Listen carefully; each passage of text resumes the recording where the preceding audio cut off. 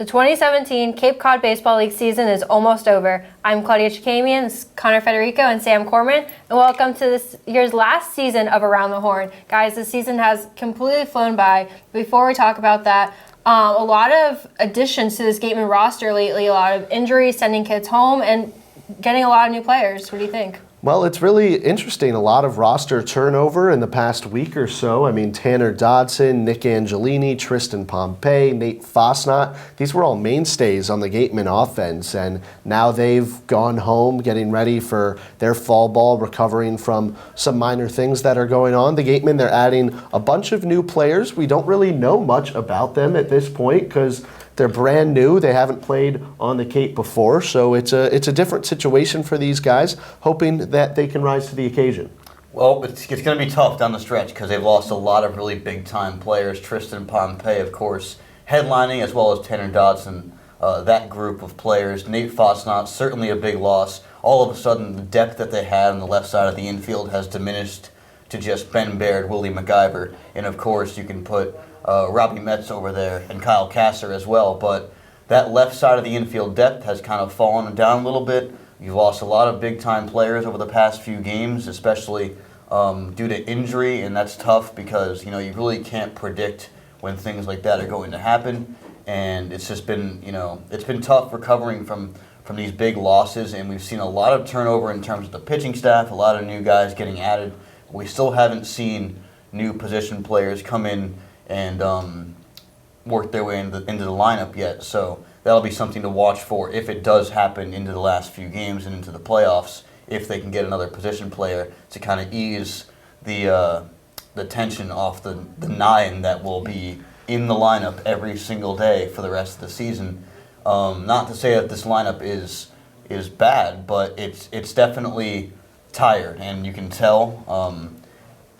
It's just going to be tough. 9 position players to play the rest of the season is certainly not something that the Gatemen planned on at the beginning of the season. It's not something that any team expects to happen to them, but it's just the way the dominoes fell for this Gatemen team, and it's a tough situation for sure. I look to the left side or to the right side of the infield. You still have Jaron Duran, and you still don't have a true first baseman, although Blake Sable has been playing remarkable defense at first base.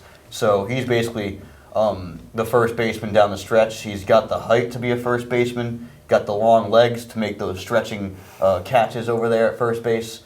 So there's certainly some good pieces in place for the Gatemen down the stretch. It's just that, big names going down, Tanner Dodson especially, hitting, over 360 at the time that he fell out of the lineup. He was certainly in MVP consideration for the West Division. And that's just tough to lose a guy of that caliber, someone who, is definitely in the running to be the collegiate baseball player of the year next year at California. Well, let's talk about that for a second. The 9 position players. We found out Sunday morning that they'd be going into the game at Orleans with only 9 position players, going through that really rough 7-game losing streak. And the Gatemen shocked, I think, everyone by coming out and winning that game. They won 2 of the past 3 games with only 9 position players. How crazy has that been? It's really impressive. It's been the same lineup every night. Yeah. Coach Don Sneddon mentioning that Ben Baird, the shortstop, has been playing with sort of an injured shoulder that's been aggravating him. Calls him, they're his wounded warriors right now. And Coach Sneddon has to be pretty impressed with the effort that all these guys are putting in. These games, with the exception of last night, the 12-1 loss, these games have been competitive. You have a comeback win in the 6th and 7th against Orleans using the long ball, using the small ball. Then you get 3 runs, 1 in the 7th, 1 in the 8th, 1 in the 9th, en route to a comeback effort against Kituitt. These 9 position players, they have the heart to do it. They have the skill to do it. The question is, will their offense show up on a given night? Well, it's tough because it's not always going to show up. We saw that yesterday against the Falmouth Commodores. And I don't even think it was the Falmouth pitching that kind of stunned this Gatemen lineup. It just might have been the fatigue, the fact that they were down really early in the game kind of made them a little bit disinterested at some points. But, they're not going to have that much success with 9 position players. It's really tough to do that. And it showed yesterday against the Falmouth Commodores, who have a loaded lineup top to bottom, and the pitching staff which has also taken a lot of huge hits. We've mentioned that on the last episode of Around the Horn. The pitching staff taking all these big hits, especially in the starting rotation, losing Griffin Roberts, Miller Hogan, Joey Matulovic, losing those guys. It's really taken their toll on the pitching staff, and it showed yesterday. Justin Montgomery has an off night. Barrett Lowski comes in and does not have any success whatsoever on the mound. Riley Gates comes in for very few time, or for very little time, and he was pretty wild on the mound, and you'd like to see more out of him. He's had a few pretty good outings this season.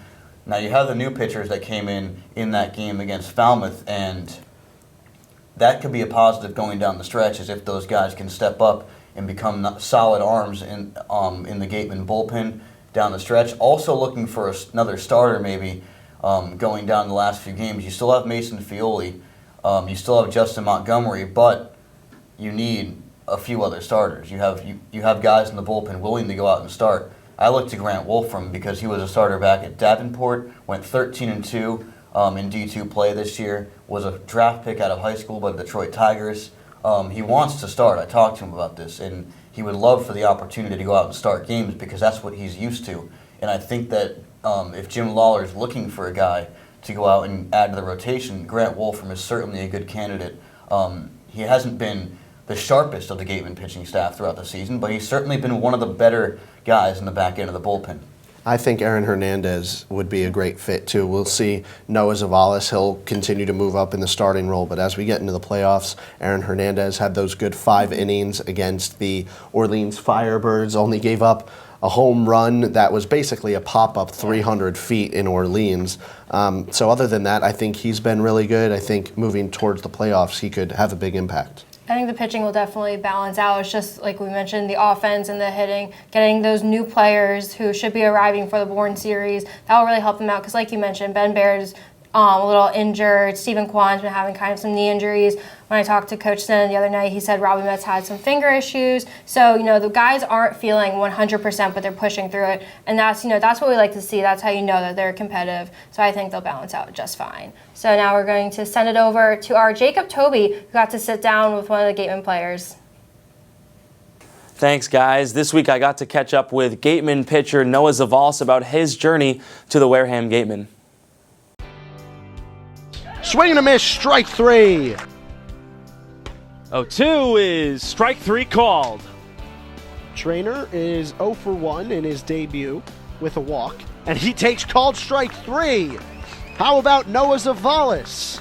Clear up for everyone right now. Is it Zavolas or Zavolas? I've heard both. You said you use both. What's the difference between the two? It's really kind of whatever my dad is feeling that day.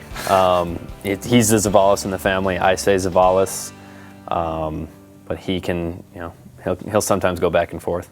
And when did you know that, hey, I'm pretty good at baseball? Little league, college, high school, what was it for you? I didn't know I was going to be a varsity baseball player until my junior year of high school. I didn't know I was going to play college baseball until the very end of my junior year, my junior summer really. And then, it has never really been an easy road for me. So there hasn't been a one inflection point. There were a couple games in high school where I thought, okay, I might be able to play past high school. But it really wasn't until the summer after my junior year that that was solidified. Now talk about last year with the Gatemen. You played a couple games, actually recorded a win. Talk about the experience of coming back for a second season, earning your spot, proving yourself for a full contract. Last summer was a taste, and I knew I wanted to come back. That was, my college coach asked me, what do you want to do next summer? And that was my first answer. I want to go back to Wareham. And from then on, it was a fall of getting ready for the spring, and a spring to show that I could pitch at a high level. It's been a dream come true to come back and really stick around here. What's the feeling of going into spring training basically as a temporary contract, not knowing that you may not be able to stay? It just puts a sense of urgency on everything you do. You have to make the most of every opportunity you have. And credit to the coaching staff, they made sure to give everyone a lot of opportunity to show what they could do. I was one of the lucky ones that got to throw in both of our real games against the FCBL and NECBL teams. but it made everything a little bit more valuable to know that it's not a given. Every day could be your last. Jim Lawler, Gatemen pitching coach. You guys are basically with each other every single day of the summer. Talk about how he has helped your game. Coach Lawler has been instrumental, especially last summer. He helped to kind of help me relearn what it means to pitch and just be very relaxed and flexible on the mound. I was in a state where everything was kind of robotic, and Coach Lawler brought me back to what made me a good pitcher. And this year, too, he's been really helpful in terms of Cape League specific advice, throwing fastballs in, being really comfortable with off-speed and fastball counts. That's been his big thing. And your family, they live really close to here, obviously. They can come watch you anytime they want. How have they influenced your career? Wareham's kind of been great in that regard, that even another Cape team would be a lot farther drive for them, especially my dad. And it really wouldn't feel like a baseball game if my dad wasn't there watching. So it's been incredible to know that he's going to be in the stands anytime I pitch. What does he mean to you? Everything. Everything? Yeah. What he does for me on a daily basis, it's hard to put into words. But I know that he's always in my corner no matter what. Even in the kind of darker times, the first few years of college, he's always been there and he's always supported me. Now, talk about the team. You guys have gone through a stretch where you've won 5 in a row, then you lost 7 in a row. Now you're back on the 2-game win streak with the walk-off on Monday. Talk about your experience this summer with everything that's happened. It's been fun. It's been incredible because we've got really a solid core group of guys. I think from the opening day roster, there are 17 that have come and gone, and yet we still have a bunch of guys who have been here since the preseason. It's been fun to kind of weather the storm with all of them and see how everyone kind of bounces back. The 5-game winning streak, we were hot. The 7-game losing streak, we were really not. But even in those games, it wasn't as if we were getting blown out or blowing teams out. They've all been 1 or 2 run games, something like that. And we've just gotten the bounces the past couple days. Finally, you've been the player of the game once this season. You've recorded 8 strikeouts in a game, your career high. You now lead the team in strikeouts. Just what is left for this team? What is left for you to prove this season? We got to get a ring. I think we're getting hot at the right time, especially during that 7-game losing streak. It looked like we might not make the playoffs, but I think we're in a good spot right now. And really, it's just can we keep going through the middle of August? All right, thank you, man. Yeah, appreciate it. Thank you, Jacob. So, guys, the playoffs start this weekend. The Gatemen haven't clinched yet, but if they can beat Bourne in one of these next 2 games, they're in. So let's look ahead to playoff projections. Who could you see the Gatemen playing in the first round? Well, right now, the Falmouth Commodores are the most likely team. They're at the top of the division. However, Kitsui, with a few wins over YD and some help from the Hyannis Harbor Hawks against the Commodores, they could actually jump them and win the division this year. But right now, Falmouth is certainly in the driver's seat to win that division, obviously with 2 games against Hyannis coming up. No disrespect to the Harbor Hawks, but they do have the worst record in the West Division right now. They're still not out of playoff contention either, though. The Gatemen have to watch out from behind because Hyannis could sneak up on them late in the season. But Falmouth is a loaded team, and if the Gatemen end up playing the Commodores in the first round, it would be very difficult for them to have any sort of success against that team because we've seen it in the past. 1-4-1 against Falmouth, and even in the tie, that really showed how hard it is to beat the Commodores. They were up 8-5 in the 9th, up 10-9, or excuse me, up 9-8 in the 10th, and then ended up tying that game 9-9. And Falmouth had a few opportunities to walk off in that game, if not for a cannon throw from Tanner Dodson in right field. So we've seen how good Falmouth is firsthand this season. And, that lineup would be very difficult to tackle in a best 2 out of 3 series with 2 different starting pitchers and some different bullpen guys following them up. You look at the top of the order, loaded with, a guy like Cam O'Neill who comes in off the bench yesterday. He has been a really good player starting in that lineup. Logan Davidson near the middle of the order, Clayton Daniel in the middle of the order, Josh Bro, a power hitter, George Yancha, another power guy from Texas A&M, has been really good on the left side of the infield. It just doesn't stop with the Falmouth lineup. If Alec Boehm can get back into the lineup, he would certainly be something to handle for the Gatemen pitching staff. He is one of the best hitters in this entire league, and the Falmouth pitching really good as well. We saw it yesterday, but the hitting is really the biggest part. And with the Gatemen pitching staff kind of being a little bit depleted, it would be very difficult for the Gatemen to beat the Falmouth Commodores in 2 out of 3. They have not beat them since the 3rd game of the season at home at Spillane Field, and it took a walk-off infield single from Willie MacGyver to do so.